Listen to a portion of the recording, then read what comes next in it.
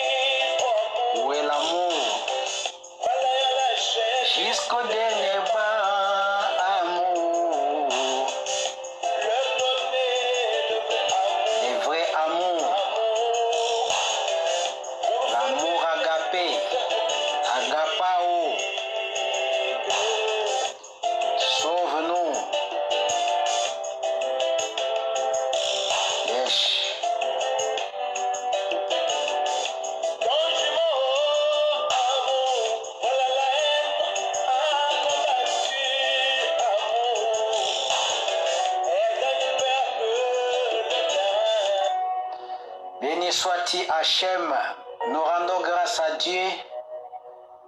Prions Seigneur, tu es merveilleux, tu es bon pour nous.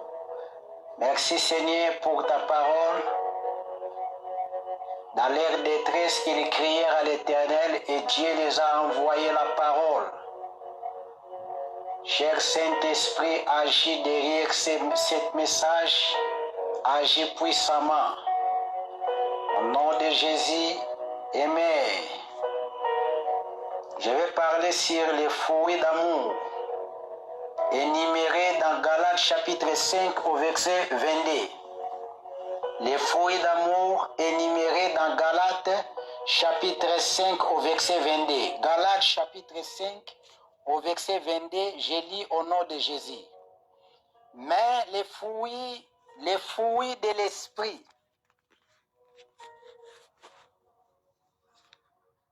c'est l'amour, la joie, la paix, la patience, la bonté, la bénignité, la fidélité, la douceur et à la fin la tempérance. Voilà. Mais moi je vais parler uniquement sur les fruits d'amour. Eh bien, béni soit-il Hachem. Bien-aimés, les fruits d'amour. Les fruits d'amour, c'est les fruits par excellence, car Dieu est amour. Selon 1 Jean chapitre 4 au verset 8. Écoutez très bien.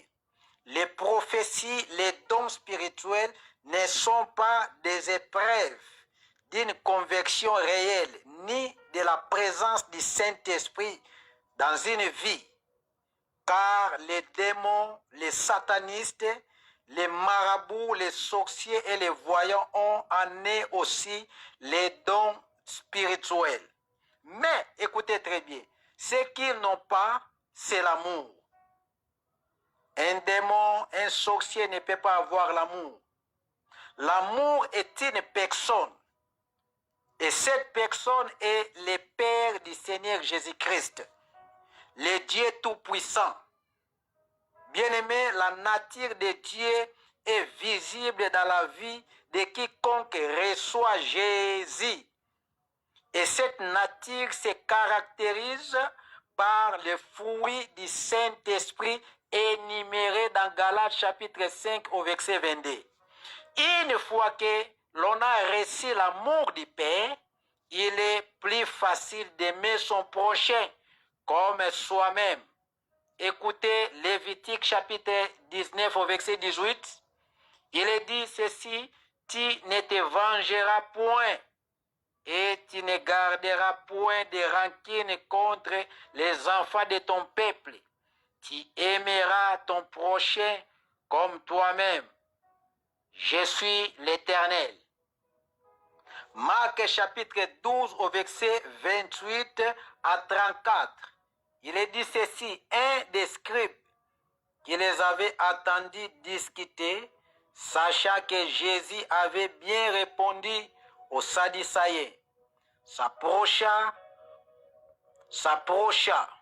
et lui demanda quel est le premier de tous les commandements. Jésus répondit, voici les premiers. Écoute Israël, le Seigneur notre Dieu est l'unique Seigneur. Et tu aimeras le Seigneur, ton Dieu, de tout ton cœur, de toute ton âme, de toute ta pensée et de toute ta force. Voici le second. Tu aimeras ton prochain comme toi-même. Il n'y a pas d'autre commandement plus grand que cela. Le scribe lui dit, bien, maître, tu as dit avec vérité que Dieu est unique et qu'il n'y en a point d'autre que lui et que l'aimer de tout son cœur, de toute sa pensée, de toute son âme et de toute sa force et aimer son prochain comme soi-même. C'est plus que tous les holocaustes et tous les sacrifices. Jésus, voyant qu'il avait répondu avec intelligence, lui dit, tu n'es pas loin du royaume de Dieu. Et personne n'osa plus lui proposa des questions. Romains chapitre 13, au verset 8 à 10. Ne devez rien à personne, si ce n'est de vous aimer les uns les autres. Car celui qui aime les autres accomplit la loi. En effet, les commandements, tu ne commettras point d'adultère, tu ne tueras point, tu ne déroberas point, tu ne convoiteras point, et ce qu'il peut encore y avoir se résume dans cette parabole, tu aimeras ton prochain comme toi-même. L'amour ne fait point de mal au prochain. L'amour est donc l'accomplissement de la loi. Vous avez compris à la fin, l'amour ne fait point quoi? Alléluia. De mal au prochain. Pourquoi tu fais mal à ton frère ou à ta sœur? L'amour ne fait point de mal au prochain. L'amour est donc l'accomplissement de la loi. Voyez-vous, c'est-à-dire tous les 10 paroles que Dieu avait données à Moïse pour donné au peuple d'Israël, tous les 10 paroles se trouvent dans l'amour de Dieu et l'amour de son prochain. L'amour, c'est l'accomplissement de la loi. Voyez-vous, lorsque tu as l'amour, tu pratiques l'amour, tu es en train d'accomplir toute la loi que Dieu avait donnée à Moïse pour donner à son peuple Israël. Bien-aimé, les 10 commandements n'ont jamais été abolis. Beaucoup de gens, beaucoup de pasteurs sont en train d'abolir les 10 paroles. Les 10 paroles, c'est notre mode de vie de chaque jour. Là-bas, on a dit, tu ne convoiteras point la femme de ton prochain, ni son bœuf, ni son âme. Voyez-vous, ni tout ce qui appartient à ton frère. Voyez-vous, ça se trouve dans les 10 paroles. Alors, lorsque nous accomplissons l'amour de Dieu et l'amour du prochain, on accomplit toute parole que Dieu avait donnée, n'est-ce pas, à Moïse pour transmettre cela à son peuple Israël. C'est aussi pour nous. Alléluia. Voyez-vous, l'amour, c'est l'accomplissement de la loi. Bien-aimé, les scribes utilisaient plusieurs mots pour dire amour, selon la force et la nature de l'amour en question. En français, il existe un seul mot pour parler de l'amour. Et c'est pour cela qu'on les traduit tout par les mêmes mots. Il est intéressant de savoir quels sont les différents mots que les Grecs employaient pour parler de l'amour, ainsi que leurs nuances. Je vais donner en fait 4 sortes d'amour. 4 sortes d'amour que les Grecs utilisaient pour parler de l'amour. Il y a au moins 4. Nous commençons par l'amour éros. L'amour éros, premier amour, c'est l'amour éros. Deuxième, c'est l'amour storgé. Troisième, c'est l'amour philos. Quatrième, c'est l'amour agapé. Je vais expliquer. Je vais commencer par l'amour éros. Amour éros. Qu'est-ce que signifie cet amour éros? Il s'agit de l'amour passionné que nos sens peuvent provoquer. Voyez-vous, l'amour éros, c'est l'amour érotique. Je recommence. L'amour éros, il s'agit de l'amour passionné que nos sens peuvent provoquer. Et en français, lorsqu'on parle de l'amour éros, c'est l'amour érotique. L'amour éros est le Dieu de la passion, de l'amour et de la puissance créatrice. Chez les Grecs, le mot érotisme provient d'éros. Il s'agit, bien aimé, de l'attirance physique qu'un homme peut provoquer pour une femme ou une femme pour un homme. N'est-ce pas? L'amour éros, c'est l'amour entre l'homme et femme. C'est un amour physique, un amour rempli, n'est-ce pas? Cet amour est provoqué par des sentiments, n'est-ce pas? Des émotions. C'est l'amour entre l'homme et la femme. C'est ça qu'on appelle l'amour éros. Et deuxième sorte d'amour, nous sommes en train de parler sur les 4 sortes d'amour. Deuxième sorte d'amour, c'est l'amour storgé. L'amour storgé, il s'agit premièrement de l'amour familial. Lorsqu'on parle de l'amour storgé, on parle de l'amour de famille. On parle de l'amour familial, c'est-à-dire de la tendresse naturelle que chacun éprouve pour les membres de sa famille charnelle. Deuxième, il s'agit de l'amitié au vrai sens du mot, c'est-à-dire de la tendresse née entre deux personnes qui se considèrent comme de la même famille. Voyez-vous, c'est l'amour familial. Et dans la Bible, dans les livres dans le livre de 1 Samuel chapitre 18 au verset 1. On va nous parler de l'amour entre David et Jonathan. Les deux personnes se considéraient, ils étaient ensemble.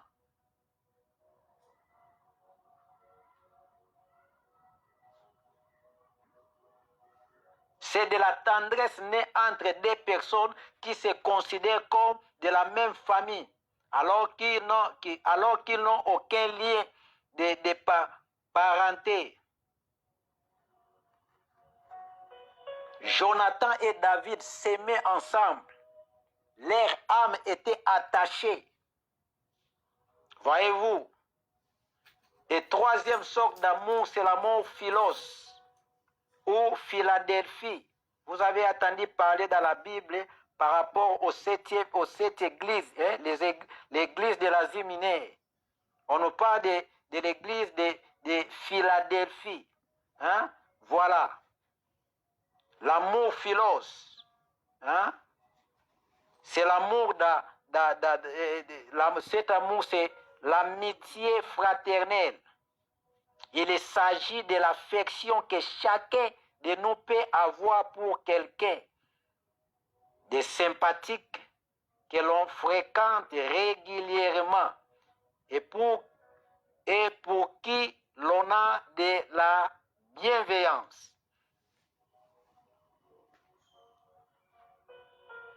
L'amour philo, l'amour entre amis. Et quatrième sorte d'amour, c'est l'amour agapé. L'amour agapé, il s'agit de l'amour dans le sens le plus noble et le plus solide. D'où le fait qu'il soit souvent écrit avec un A majuscule.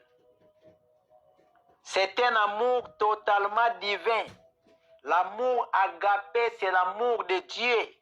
Lorsqu'on parle de l'amour agapé, on parle de l'amour de Dieu, l'amour désintéressé. Voyez-vous, Dieu nous a aimés avant la fondation du monde. L'amour de Dieu, cet amour est au-dessus de tous les autres amours. C'est-à-dire, quand tu aimes une femme, tu dois commencer tout d'abord pour l'aimer bien, tu dois commencer à aimer Dieu plus qu'elle. C'est alors que tu dois l'aimer. Alléluia, l'amour de Dieu.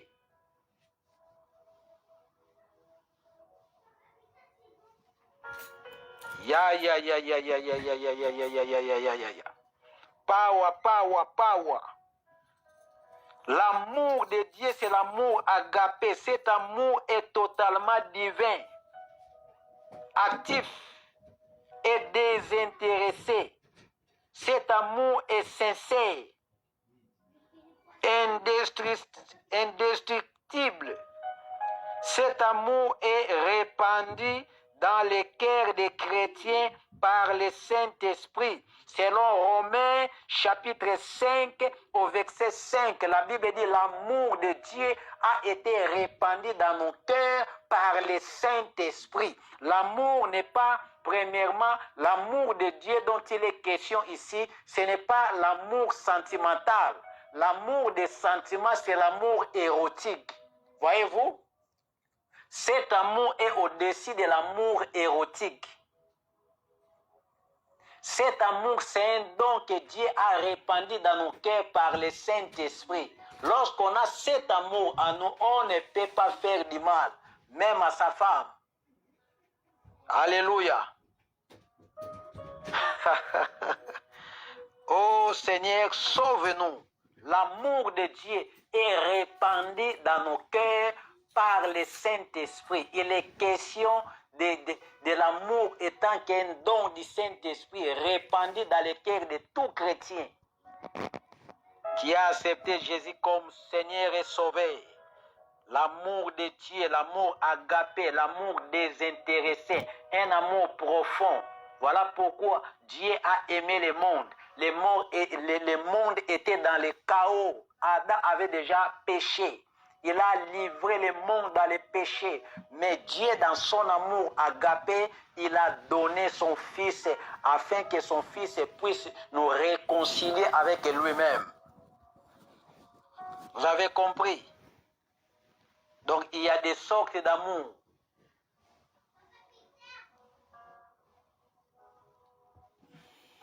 Vous avez compris? Voilà.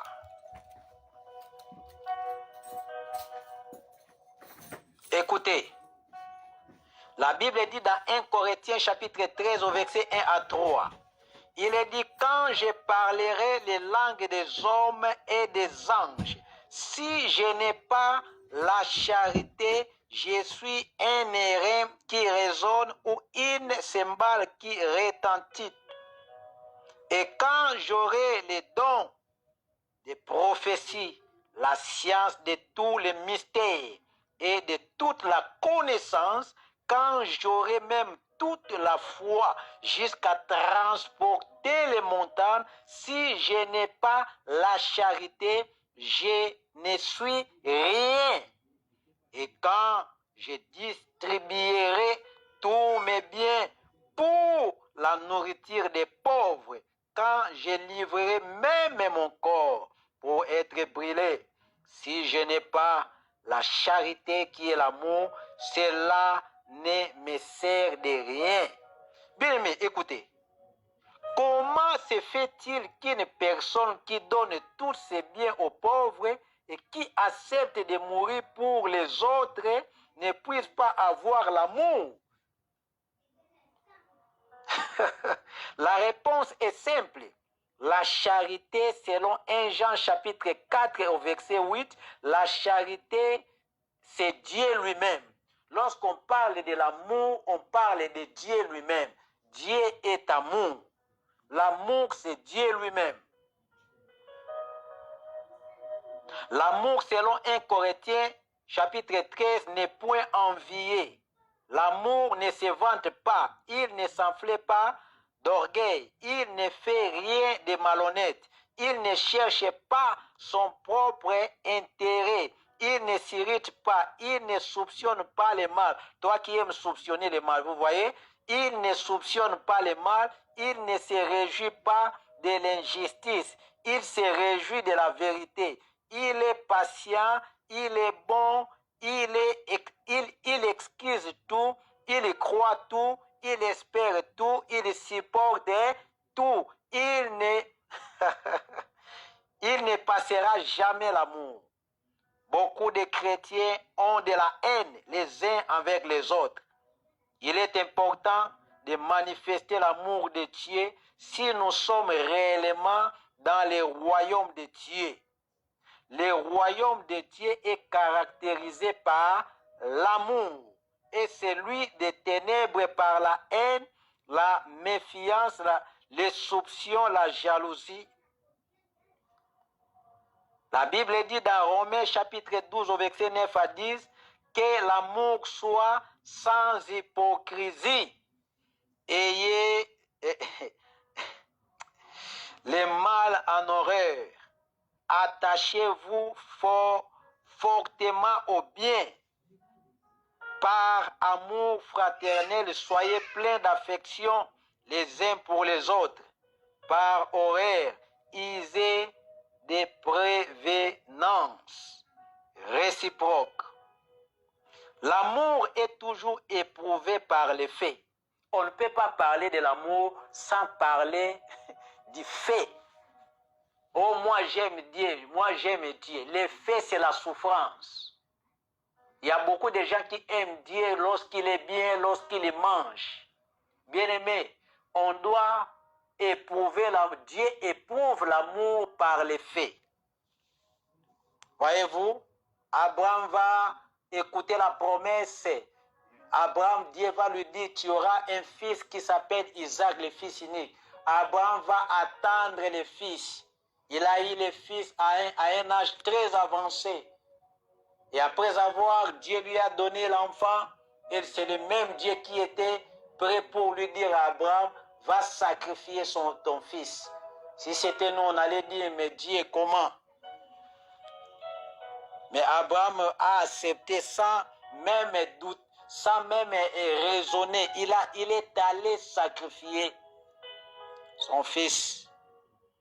L'amour doit s'exprimer, l'amour doit passer par les faits. Et si vraiment nous sommes du Seigneur, nous n'aurons pas de problème pour pardonner et aimer nos ennemis. Bien-aimés, écoutez, Étienne, pendant qu'on les lapidait, Étienne a été lapidé, mais pendant qu'on les lapidait, Étienne va implorer le pardon du Seigneur pour ses assassins. Actes chapitre 7 au verset 60. C'est là où Étienne a été lapidé, mais il a imploré le pardon de Dieu pour ses assassins. Romains chapitre 5 au verset 5, on nous dit que l'amour de Dieu est répandu dans nos cœurs par le Saint-Esprit qui nous a été donné. Donc l'amour est un don. L'amour de Dieu, c'est un don. L'amour de Dieu est au-dessus des sentiments et des émotions. Vous avez compris? L'amour.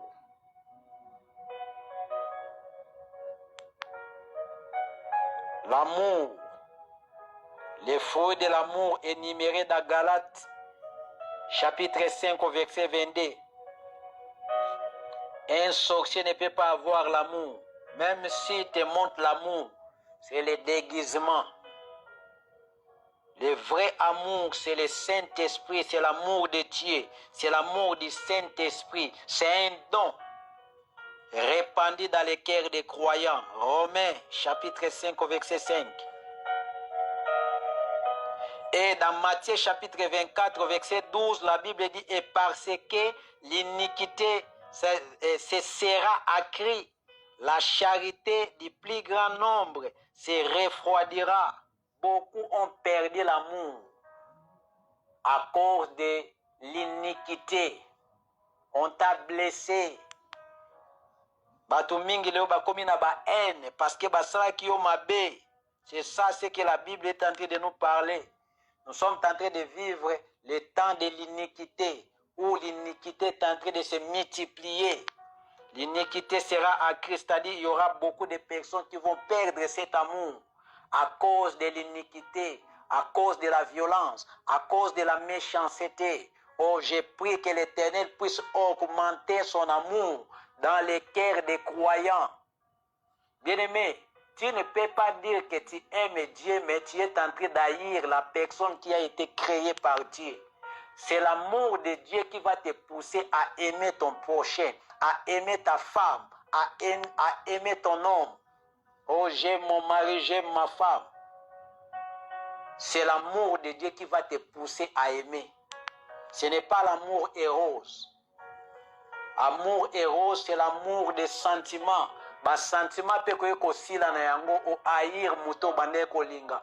Mais si l'amour de Dieu prend place dans ton cœur, même dans les moments difficiles, tu vas continuer toujours à aimer.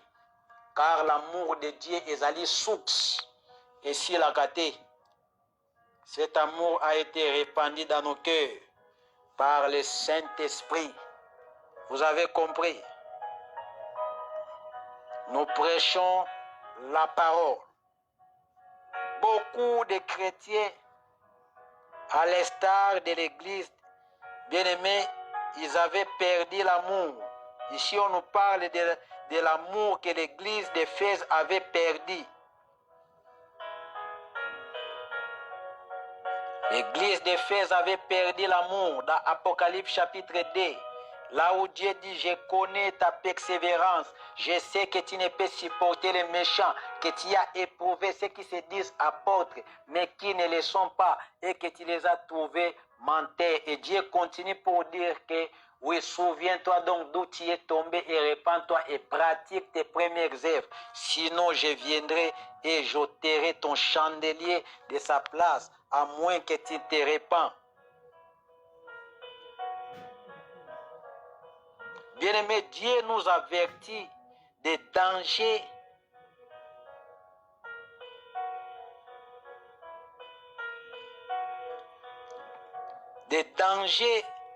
qu'encourent ceux qui aiment le monde. 1 Jean chapitre 2 au verset 15 à 17, la Bible dit: n'aimez point le monde, ni les choses qui sont dans le monde. Si quelqu'un aime le monde, l'amour du Père n'est point en lui. Car tout ce qui est dans le monde, la convoitise de la chair, la convoitise des yeux et l'orgueil de la vie, ne vient point du Père, mais vient du monde. Et le monde passe et sa convoitise aussi. Mais celui qui fait la volonté de Dieu demeure éternellement. 1 Jean 2, 15 à 17. Écoutez, le verbe aimer que Jean a utilisé dans ce passage est agapao. Voyez-vous, 1 Jean chapitre 2, verset 15 à 17, Jean a utilisé le verbe aimer pour nous parler de l'amour agapao, qui est représenté par l'amour de Dieu,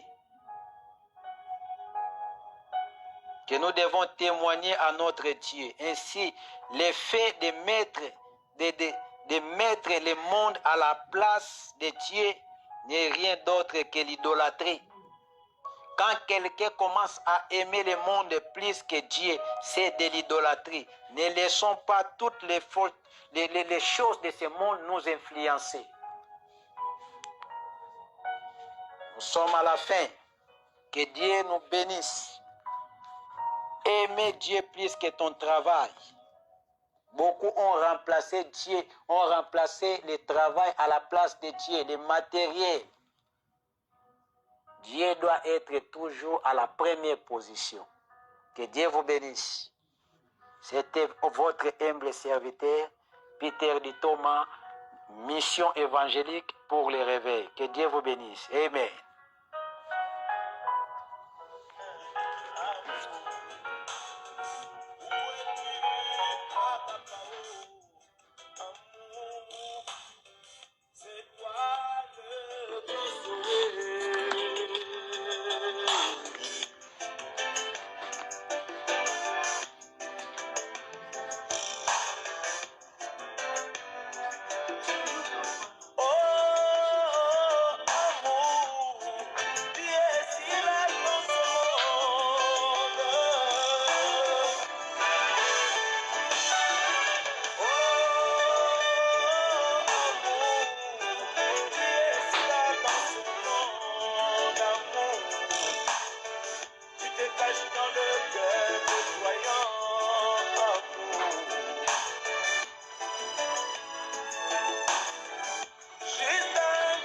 Allez, que Dieu vous bénisse. Au revoir. Portez-vous bien.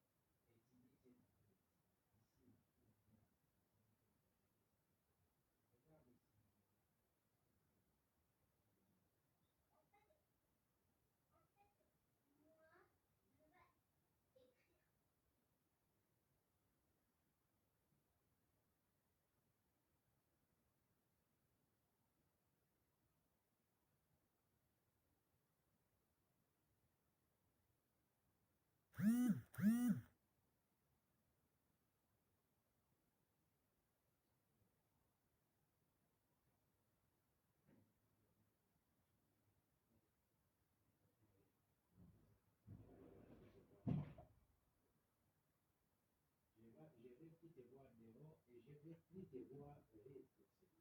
C'est donc.